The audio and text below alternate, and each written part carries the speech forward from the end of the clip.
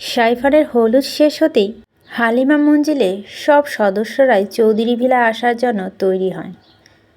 সামিরা হলুদ একটা গাউন পরেছে, সাথে হালকা সাজ, তাতে ভারী মিষ্টি লাগছে দেখতে। মহিলারা হলুদ শাড়ি পরেছেন, পুরুষেরা হলুদ পাঞ্জাবি। তাতে হলুদে যাওয়ার জন্য পার্লার থেকে সাজগোজ করে এসেছে। হলুদ অনুষ্ঠান বলে কথা, কত হ্যান্ডসাম ছেলেই আনাগোনা থাকবে সেখানে। নিজেকে এমন আকর্ষণীয়ভাবে উপস্থাপনা করেছে যেন সব ছেলেদের নজর তার দিকেই থাকে।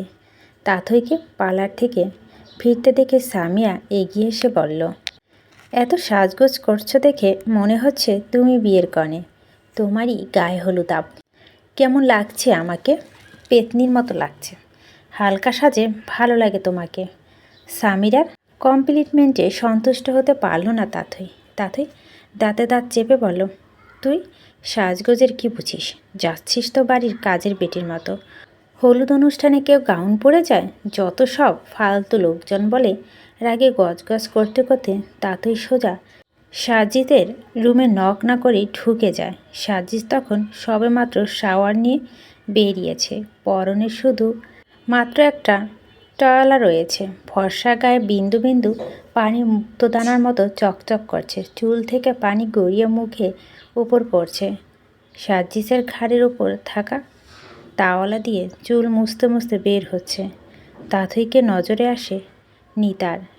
সাজিদের এই রূপ দেখে তাথইর বুক কাঁপন ধরে যায়। লজ্জায় কানের লতি পর্যন্ত লাল হয়ে যায়। তাথই দু হাত দিয়ে নিজের দুমুখ ঢেকে নেয়। সাজিদের উদ্দাম বুকে মাথা রাখার তীব্র বাসনা জাগে মনে। তাতে এক পা দু পা করে রুমের মধ্যে প্রবেশ করে সাজিদের সামনে দাঁড়ায়।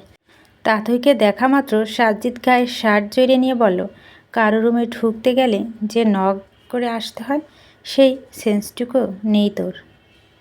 গায়ে পায়ে বড় হয়েছিস, কিন্তু ভদ্রতা শিখতে পারিসনি। নেক্সট টাইম আমার রুমে ঢুকতে গেলে নক করে আসবি। হুটহাট তোর আমার রুমে আসা পছন্দ করি না আমি। এখন পছন্দ করো না, কিন্তু পছন্দ করতে কতক্ষণ? একদিন, দুদিন, 3 দিন পর তোমারই ঘর হবে আমারই ঘর। নিজের ঘরে নিজে আসবো। এতে নক করার কি আছে বলো তো? আমি কি কখনো বলেছি যে আমি তোকে ভালোবাসি, তোকে বিয়ে করব? বলিনি তো। তাহলে কিসের ভিত্তিতে তুই এত কথা বলছিস বলতো? আমি আগেও বলছি, এখনও বলছি, আমি তোকে ভালোবাসি না তাথই। তোর প্রতি বিন্দুমাত্র ফিলিংস আসে না আমার। তুই কেন এই সহজ কথাটা বুঝতে চাস না বলতো? এই প্রশ্নটা আমাকে না করে নিজের মনকে করো। পৃথিবীতে এত এত ছেলে থাকতে আমি তোমাকে কেন বেছে নিলাম? তোমাকেই কেন আমার মন দিলাম? করো নিজের মনকে প্রশ্ন করো। আমার সময় বা ইচ্ছে কোনোটাই নেই। ভালো হয় তুই যদি আমার রুম থেকে বেরিয়ে যাস। তাথই এক পাও নড়ল না, বরং সাজিদের দিকে তাকিয়ে এগিয়ে গিয়ে সাজিদের পা থেকে মাথা পর্যন্ত পরখ করে বলল, এই তুমি শার্ট পরলে কেন? শার্ট ছাড়া ভালো লাগছিল তোমাকে অবশ্যই। তুমি যে রূপেই থাকো না কেন, সেই রূপে বিমোহিত হয়ে যাই আমি। Stop all this nonsense, you are crossing your limit. তোমার মতো চকলেট বয়কে দেখলেই যে কোনো মেয়ে লিমিট ক্রস করতে বাধ্য হবে। পুরুষ মানুষ এত সুন্দর কেন হবে বলো তো? সাজিস কোনো কথা না বাড়িয়ে তাথইয়ের হাত ধরে টানতে টানতে রুম থেকে বের করে দিয়ে রুমের দরজা লাগিয়ে দেয়। মুখের ওপর দরজা লাগিয়ে দেওয়া বেশ অপমানিত বোধ করে তাথই। অপমানে চোখ পানি আসছে তার। সে সন্দর্পণে চোখের পানি মুছে নিয়ে বলল, তুমি তাথইকে চেনো না। জানে মান, তাথই যে বড্ড একরোখা। যদি আজ হোক বা কাল হোক তোমার তাথইয়ের কাছে ধরা দিতে হবে।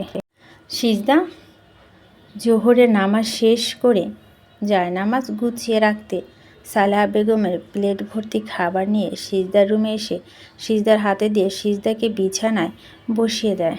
সিজদা তড়িৎ গতিতে সালেহা বেগমের কোলে মাথা রেখে নীরবে চোখের পানি ফেলতে লাগলো।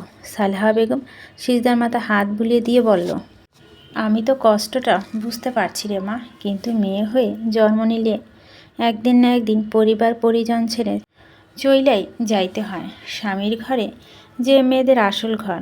তোর কপাল ভালা যে এমন ভালা একটা পরিবার বউ হইয়া যাচ্ছিস। গ্রামের বেটিরা এখনকার কথা কয়, মাইয়াগো বিয়ের ক্ষেত্রে হয় বর, না হয় ঘর দেখা, কিন্তু তুই তো ঘর বর দুইটাই ভালো পাইছিস মা। এমন সোনার কপাল কয়জনের হয় কদিন? তোর তো খুশি হয়ন কথা। আমার বুকে খুব ব্যথা করতেছে খালা। তোমাদের সবাইকে ছেড়ে আমি কিভাবে থাকবো খালা? তুমি যে আমার মাথা বিলি কেটে দাও, না দিলে আমি ঘুমাতে পারি না। প্রথমে একটু কষ্ট হবে, পরে দেখবি যত দিন যাবে আস্তে আস্তে সব ঠিক হইয়া যাইবে। তখন ওই বাড়ির মানুষগুলা তোর আপনজন হইয়া উঠবে। ওই বাড়ি ছাইরা আই তো মন চাইব না। সকাল থেকে কিছু খাসনি, এখন কিছু খেয়ে নে। না খেয়ে থাকলি তুই তো অসুস্থ হয়ে যাবি, তখন তোরে লইয়া আরেক ভোগান্তি হইব। আমার খিদে নেই খালা, আমি খাবো না। সালেহা বেগম সিজদার কথায় কান্না দিয়ে প্লেট থেকে এক লোকমা খাবার তুলে জোর করে সিজদার মুখে পুরে দিল। সিজদা বাধ্য হয়ে খাবার চিবাতে লাগলো। সিজদা খাবে না করেও প্লেটের খাবার শেষ করে ফেললো। এর মধ্যে বিথি চৌধুরী সিজদার রুমে প্রবেশ করলো। তার চোখে মুখে বিরক্ত প্রকাশ হচ্ছে। সিজদার খাচ্ছে দেখে তিনি জোরপূর্বক মুখে হাসি রেখা ফুটিয়ে বললেন, সিজদা খাচ্ছিস? হ্যাঁ মামিমা। কিছু লাগবে? লাগলে আমাকে ডাক দিবেন, যা লাগবে আমি দিয়ে আসতাম।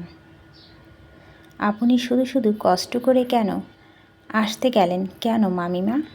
আমার প্রয়োজনে এখানে আসিনি, এসেছি তোর প্রয়োজনে। হালিমা বেগম পার্লার থেকে লোক পাঠিয়েছে, মেয়েরা ড্রয়িং রুমে অপেক্ষা করছে তোর জন্য। তুই খাওয়া দাওয়া শেষ করে অতি দ্রুত চলে আয়। ও মা, পার্লার থেকে লোক পাঠানোর কি আছে? কেন তুই খুশি হসনি? তোর তো অনেক খুশি হওয়ার কথা। তুই তো এটাই চেয়েছিলি। কত বড়লোক বাড়ির বিয়ে হচ্ছে, তাদের কি টাকা পয়সা কম আছে নাকি? তাদের বাড়ি বউ বলে কথা, পার্লার থেকে লোক না পাঠালে হয় নাকি? তারা এসেছে তোর হাতে মেহেদি দিতে বলে। মেহেদি শুকিয়ে গেলে আবার হলুদ সন্ধ্যার জন্য তোকে তৈরি করে দিবে। তুই বেশি দেরি করিস না, তাড়াতাড়ি আয়। বলে বিথি চৌধুরী চলে আসতে গেলে সিজদা বলল, মামিমা। সিজদার কথায় বিথি চৌধুরী পিছনে ফিরে বলল, আবার কি হলো? কিছু বলবি? আপামনি কোথায়? সেই দিন পর থেকে আপামনিরে যে দেখি না, আপামনি কি বাড়িতে নেই?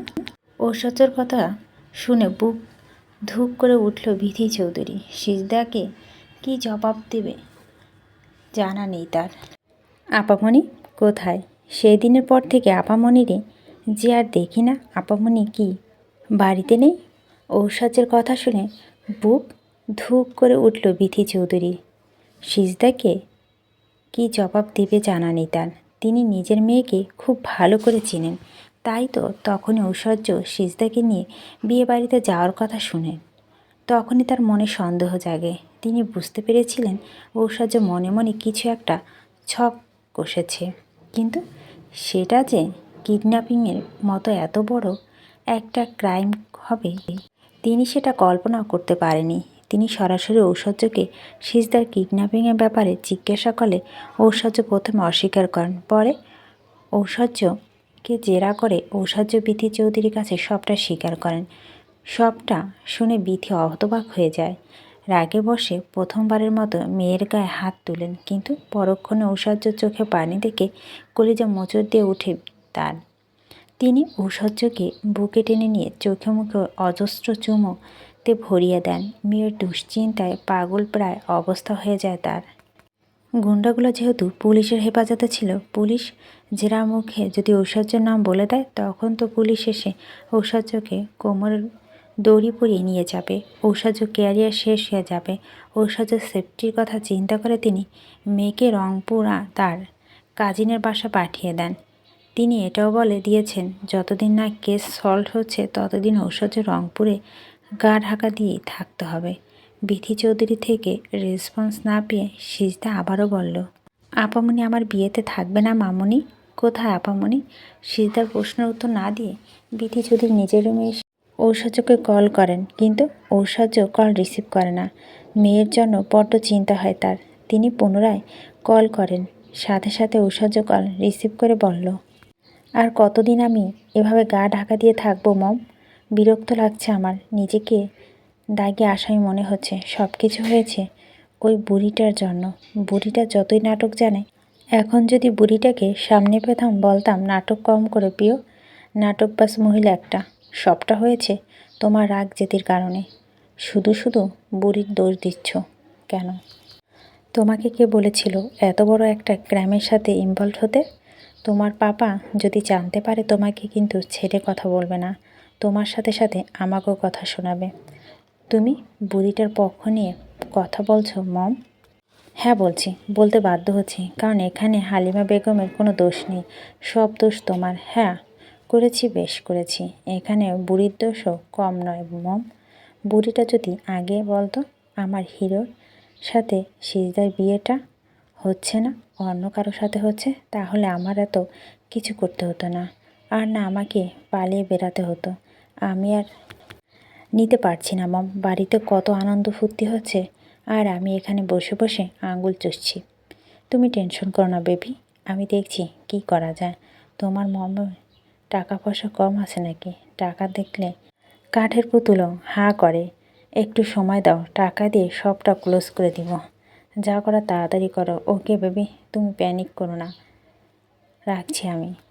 ওকে মম বলে ঐশ্বর্য কল কেটে দিয়ে গ্যালারিতে গিয়ে সাজিদের ছবি বের করে ছবিতে আলতো চুমু দিয়ে বলে, চেয়েছিলাম হাতে তোমার মনে রাজ্য রানী, কিন্তু তুমি আমার বানিয়ে দিলে পলাতক আসামি। মেহেদি আর্টিস্ট লাবণ্য খুব সুন্দর করে সিজদার হাতে মেহেদি দিয়ে দিচ্ছে, কিন্তু সিজদার মন ভার হয়ে আছে। সব কিছুতে বিরক্ত লাগছে তার। সিজদার মন খারাপ দেখে মেহেদি আর্টিস্ট লাবণ্য বলল, জানো সিজদা, আমার বিয়ের পরের দিন সকালে কি হয়েছিল?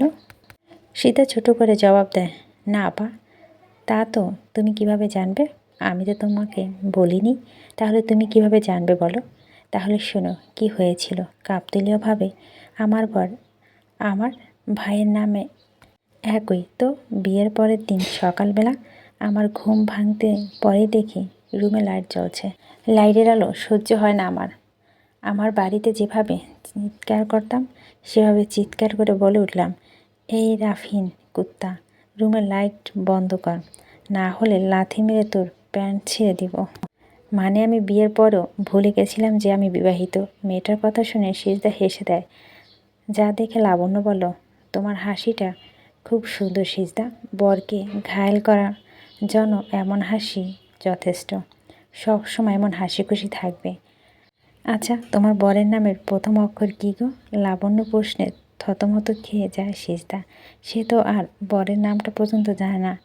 সাজিসের নাম জানতো, কিন্তু সাজিসের সাথে তো তার বিয়ে হচ্ছে না, অন্য কারোর সাথে হচ্ছে। সিজদা কিছু বলতে যাবে তার আগেই বিথি চৌধুরী এসে বলল, ওর হবু বরের নাম সাইফান। লাবণ্য সিজদার হাতে মেহেদি দিতে দিতে বলল, সাইফান মিন প্রথম অক্ষর অ্যাস। বাহ চমৎকার। As for Saifan, as for সিজদা। দুজনের নামে মিলে তো, আশা করি তোমাদের মনের মিল হবে।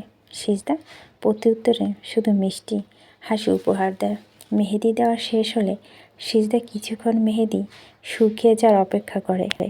মিনিট কয়েক অতিবাহিত হওয়ার পর সিজদা হাত ধুয়ে দেখে মেহেদি লাল রং তার হাতে যেন জ্বলছে। সিজদার হাত দেখে সালমা বেগম বলল, শুনেছি যার হাতে মেহেদির রং যত করা হয় তার বর নাকি তারে তত ভালোবাসে। তোরে তো জামাই বাবাজি মেলা ভালোবাসবে রে সিজদা, বর সোহাগী হবি তুই। সালমা বেগমের কথায় সিজদা লজ্জা পেয়ে দৌড়ে নিজের রুমে চলে আসে। পার্লারের মেয়েরা খুব সুন্দর করে সিজদাকে হলুদের সাজে সজ্জিত করে দিয়েছে। তার পরনে রয়েছে কাঁচা হলুদের রঙের শাড়ি, গলায় হাতায় কানে মালা গোলাপ আর গাঁদা ফুলের সংমিশ্রণে তৈরি গহনা পরানো হয়েছে। মুখে ভারী মেকআপ, ডাগর ডাগর চোখ দুটো আইল্যান্ডের মাস্কারা গিল্টার পেয়ে যেন আরও আকর্ষণীয় হয়ে উঠেছে। ঠোঁটে গাঢ় লাল লিপস্টিক, নিচের ঠোঁটে বাম সাইডে কালো কুচকুচে তিলটা যেন মুখের সৌন্দর্য যেন আরও বাড়িয়ে দিয়েছে। তার হাতে দুটো মেহেদি গাঢ় লাল রঙে রঙ্গিত হয়ে উঠেছে। সিজদার শ্বাস কমপ্লিট হলে পার্লারের মেয়েটা সিজদাকে আয়নার সামনে দাঁড় করিয়ে দেয়। আয়না, নিজেকে দেখে নিজেই চিনতে পারে না সিজদা। মেকআপের আড়ালে ঢেকে গিয়েছে সিজদার নিজস্ব রূপ। সিজদার শ্বাস কমপ্লিট হতে না হতেই হালিমা মঞ্জিলের সদস্যরা বিয়ের উপকৌঠন নিয়ে চলে এসেছে। হালিমা বেগম এসে সিজদাকে জড়িয়ে ধরে সিজদার কপালে চুমু দিয়ে বলল, মাশাল্লাহ মাশাল্লাহ, অনেক সুন্দর লাগছে তোমাকে। এই যেন আসমান থেকে পরি নাইমা আইছে। ভাগ্যিস সাইফান এখানে নেই, থাকলে সাইফানের দফায় রফা হয়ে যেত আজ। হলুদের সাজে একদম হলুদ পরি লাগছে। ধন্যবাদ দাদিজান। স্বামীরা প্রথমবার সিজদাকে দেখছে। হালিমা বেগমের মুখে সিজদার প্রশংসা শুনে সিজদাকে দেখার জন্য মনটা আকুপাকু করছিল। চৌধুরী ভিলা প্রবেশ করেই স্বামীরা দৌড়ে সিজদার কাছে চলে আসে। সিজদাকে স্বামীর খুব পছন্দ হয়। স্বামীরা সিজদার দিকে এগিয়ে এসে বলল, হাই, আমি স্বামীরা, তোমার একমাত্র ননিদিনী। সিজদা হাসি মুখে স্বামীরার সাথে কুশলাদি বিনিময় করলো। স্বামীরা অনেকগুলো সেলফি তুলে নিল সিজদার সাথে। প্রথম দেখাতেই সিজদার সাথে স্বামীরা একটা ভালো সম্পর্ক গড়ে ওঠে। তাড়াতাড়ি এসে সিজদাকে দেখে মনে মনে বলল, সাজ্জিস এই মেয়েটাকে রিজেক্ট করেছে। সৌন্দর্যের দিক থেকে আমি তো এই মেয়ের নখেরও যোগ্য না। সাজ্জিতে কি আদৌ এই মেয়েটাকে দেখেছে? আমার কেন জানি মনে হচ্ছে সাজ্জিস সিজদাকে না দেখেই রিজেক্ট করেছে। এমন নিখুঁত মেয়েকে দেখে কোনো পুরুষের রিজেক্ট করার সাধ্য নেই। না না, বিয়ে না হওয়া পর্যন্ত সাজ্জিদকে কোনোভাবে এই মেয়ে মুখোমুখি বা সিজদার কোনো ছবিও দেখাতে দেওয়া যাবে না। এই মেয়েকে দেখে যদি সাজ্জিদ বিয়ে করতে চায় তখন আবার কি হবে? হালিমা মঞ্জিলে বউ হয়ে আসার স্বপ্নে থেকে যাবে আজীবন। ভালোই হয়েছে সাজ্জিদ হলুদ সন্ধ্যায় আসেনি, কিন্তু বিয়ে তো ঠিকই আসবে। কিন্তু না, আমি থাকতে সেটা হতে দেব না। সাজ্জিদকে কিছুতেই বিয়েতে উপস্থিত থাকতে দেওয়া যাবে না, কিছুতেই না। সিজদাকে নিয়ে এসে স্টেজে বসিয়ে দেওয়া হয়। সিজদার বুক ধুরপুর করছে। অজানা ভয়ে গায়ে কাটা দিয়ে উঠল। সিজদা অস্বস্তিতে বুঝতে পেরে হালিমা বেগম এসে সিজদাকে স্বাভাবিক করার চেষ্টা করলো। সিজদা স্বাভাবিক হতেই হলুদের কার্যক্রম শুরু হয়। সর্বপ্রথম রাশেদ চৌধুরী এসে সিজদাকে মিষ্টি মুখ করিয়ে সিজদার গায়ে হলুদ ছুঁয়ে দেয়। বিথি চৌধুরী অনিচ্ছা সত্ত্বেও মুখে জোরপূর্বক হাসি ফুটিয়ে সিজদার গালে হলুদ ছুঁয়ে দেয়। সালেহা বেগম সিজদার গালে হলুদ ছুঁয়ে দিতে গিয়ে চোখের পানি ছেড়ে দেয়। সিজদা তাকে ছেড়ে চলে যাবে এটা ভাবতেই কষ্টের বুকটা ফেটে যায় তার। তিনি যেতে একে একে সবাই এসে সিজদাকে মিষ্টি মুখ করিয়ে গেল, হাতে হলুদ ছুঁয়ে দেয়। এরপর শুরু হয় নাচ গান। স্বামীরা, তাঁতই সহ আরও অনেকে পারফর্ম করে। ফটোশ্যুট, নাচ গান, হই হুল্লোর মধ্যে দিয়ে শেষ হয় সিজদার হলুদ সন্ধ্যা। দুদিন পর সাজ্জিসের একটা ক্রিটিক্যাল অপারেশন করতে হবে। এজন্য সাজ্জিস ডিনার শেষ করে বাইরে দেশে বড় বড় ডক্টরদের সাথে ভিডিও চ্যাট করছিল। তাদের থেকে বিভিন্ন ইনফরমেশন কালেক্ট করছিল। এমন সময় সাইফান তার রুমে প্রবেশ করে। সাজ্জিসকে ভিডিও চ্যাট করতে দেখে সাইফান নিঃশব্দে সাজ্জিদের পাশে বসে সাজ্জিদের রুমের দিকে চোখ বুলিয়ে নিল। রুমটা খুব পরিপাটি করে সাজানো গোছানো। মনে হচ্ছে না এটা কোনো ছেলের রুম। রুমে প্রত্যেকটা আসবাবপত্র অভিজাত্য ছোঁয়া লেগে রয়েছে। সাইফান এগুলোতে দেখছিল। এর মধ্যে সাজ্জিদ ভিডিও চ্যাট শেষ করে গম্ভীর স্বরে শাহরুখানের উদ্দেশ্যে বলল, কী চাও? গুনে গুনে তুই 1 মাস 12 দিনের ছোট আমার, তাই তুই করে বলছি। তোকে তুই বলে সম্বোধন করা আমার ভাইগত অধিকার। তুই আমাকে ভাই বলে না মানলেও আমি তোকে ছোট ভাই মনে করি। আমার ফ্রেন্ড, ব্যাচমেট সবাই জানে আমরা 2 ভাই। আমি অনেক গর্ব করে বুক ফুলিয়ে সবাইকে বলি আমার ভাই একজন কার্ডিওলজিস্ট। যদি আমি জানি তুই আমাকে খুব একটা পছন্দ করিস না, পছন্দ না করা স্বাভাবিক, কারণ আমি তো তোর রক্তের কেউ না। ভুল জানো তুমি। তোমাকে অপছন্দ কেন করবো বলো তো? তোমাকে অপছন্দ করার কোনো কারণ নেই আমার কাছে। তাই যদি হয় তাহলে আমার বিয়েতে সবার মতো আনন্দ ফুর্তি করছে, অথচ তুই একটা বারের জন্য সেখানে গেলি না কেন? স্বামীরা তোকে কতবার করে বলো মেয়েদের বাড়িতে হলুদ সন্ধ্যা যেতে, তুই সেখানেও গেলি না। তুমি তো জানো আমি কত বিজি থাকি। ছুটিতে থাকলেও ইমার্জেন্সি কল পেলে হসপিটালে ছুটে আসতে হয়। শুধু পেশেন্টের সময় দিলেই হবে? আগামীকাল তোর যতই ডিউটি থাকুক, অপারেশন থাকুক, ইমার্জেন্সি কেস থাকুক, আমি কিন্তু তোকে ছাড়বো না, বিয়েতে যেতেই হবে। তোর যদিও আগামীকাল অফ ডে, তবু আমি শিওর হয়ে কিছু বলতে পারছি না। এসব গান বাজনা হইহুল্লা একদমই ভালো লাগে না আমার। আমি বরাবরই এসব থেকে দূরে থাকি। কোনো অজুহাত শুনবো না আমি। তোকে যেতে হবে মানে যেতে হবে। একটা দিনও তোকে নাচ গান হইহুল্লা করতে হবে না। তুই শুধু বিয়েতে উপস্থিত থাকবি। ওকে, চেষ্টা করে দেখব। চেষ্টা করব বললে হবে না, তোকে যেতেই হবে। তুই না গেলে কিন্তু আমি খুব কষ্ট পাবো। ওকে, যাবো। থ্যাংক ইউ সো মাচ ভাই। আমি অনেক খুশি হয়েছি। অনেক রাত হয়ে গিয়েছে, ঘুমিয়ে পর সকালে দেখা হবে বলে সারফান সাজিদের রুম থেকে বেরিয়ে যায়। সাইফান যেতেই সাজিদ রুমের লাইট অফ করে বিছানা গায়ে এলিয়ে দেয়, কিন্তু বিধিমান তার চোখ কিছুতেই ঘুম আসছে না। সাজিদ বিছানায় ছিঁড়ে উঠে সোফায় বসে দু হাতে মাথা চেপে ধরে বলল, আমার মন চুরি করে তুমি নিশ্চয় আয়েশ করে ঘুমিয়ে আছো, কিন্তু আমার চোখে ঘুম যে কেড়ে নিয়েছ। এখন এর দায়ভার কে নেবে? নিজে প্রশ্ন করে উত্তর পায় না সাজিদ কিছুক্ষণ রুমের মধ্যে পায়চারি করে আবারও বিছানায় গা এলিয়ে দেয়, কিন্তু চোখে ঘুম ধরা দিচ্ছে না। দেখে সাজিদ কাগজ কলম পেন্সিল রং তুলি সাহায্য তার মায়াবী ভুরু মুখটা ফুটিয়ে তুলে চেষ্টা করে। হালিমা বেগম সিজদাকে শহরের সবচেয়ে বড় বিউটিশিয়ান অতসী মণ্ডলের কাছে নিয়ে এসেছে। অতসী মণ্ডলের হাতে জাদুর কথা অনেক শুনেছে হালিমা বেগম, তাই তো তিনি সিজদাকে তার পার্লারে নিয়ে এসেছে। তিনি সিজদাকে খুব সুন্দর একটা লুক দিয়েছে।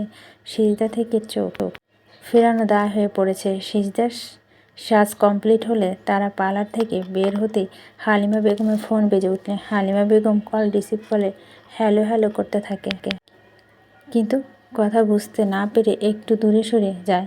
ঠিক তখনই সিজদার সামনে একটা সাদা রঙের গাড়ি এসে দাঁড়ায়। সিজদায় কিছু বুঝে ওঠার আগে গাড়ি দরজা খুলে সিজদাকে গাড়ির ভিতরে নিয়ে গিয়ে নাকে রুমাল চেপে ধরা হয়, যার দারুণ সিজদা মাথায় চক্কর দিতে শুরু করে। চোখের সামনে সবটা ঝাপটা দেখতে পায়। কয়েক সেকেন্ডের মধ্যে সিজদা সেন্সলেস হয়ে যায়। চোখে মুখে পানি ছিটা পেতে টিপ করে চোখ মেলে তাকায় সিজদা, কিন্তু চোখ খুলে বুঝে উঠতে পারছে না সে কোথায় রয়েছে।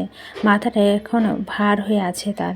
সে কিছুক্ষণ পুরো রুমে চোখ বুলিয়ে নেয়, পরে বুঝতে পারে সে কাজী অফিসে রয়েছে, কিন্তু এটা বুঝতে পারে না যে এখানে তাকে বাড়িতে ঘটা করে বিয়ের আয়োজন করা হয়েছে। সেখানে তাকে জোরপূর্বক কাজী অফিসে তুলে নিয়ে আসা হয়েছে কেন, আর কে বা কার তাকে তুলে নিয়ে এসেছে সিজদা ভাবতে পারছে না কিছু। প্রচণ্ড মাথা ব্যথা করছে তার। সিজদা আশেপাশে তাকিয়ে দেখে কোনো লোকজন নেই, পুরো অফিস একদম ফাঁকা। সে আর এক মুহূর্ত বিলম্ব করল না। সিজদা কাজী অফিস থেকে বেরিয়ে যেতে উদ্যত হলো, তখনই একজন পুরুষ এসে তার সামনে দাঁড়ায়। মানুষটাকে দেখে সিজদার চোখে মুখে হাসি ঝিলিক দেখা যায়। সিজদা মানুষটাকে ভালো করে পরখ না করেই বলল, আপনি এখানে?